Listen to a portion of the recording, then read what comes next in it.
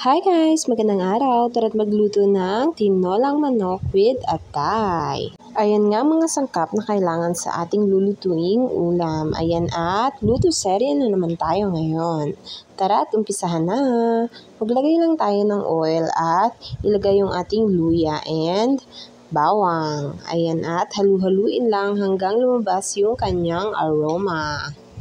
Ayan nga't isunod na rin ilagay yung mahiwagang manok. Ayan. At halu-haluin lang. Pagkatapos lagyan ng pampalasa na patis. Ayan. At saka lagyan ng tubig na nararapat sa kanya. Depende sa inyo kung gaano kadaming tubig. Ayan nga't nilagay na rin yung papaya. At yung dahon ng sili, yan. Hindi na pala kami naglagay ng dahon ng malunggay dyan. Dahil mas malasa kong dahon ng sili. Ayan, at nilagyan na rin ng Knorr cubes. Pagkatapos, nilagay na rin yung ating atay. Ayan, atay ng manok pala yan guys. Ayan, sobrang sarap yan guys. Ayan nga, nilagyan na rin ng siling haba.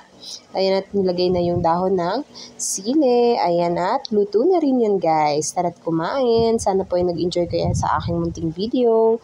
Thank you for watching. Please like and follow. Tara't kumain. Yum yum yum. Sana po itapusin nyo ang aking munting video. Salamat!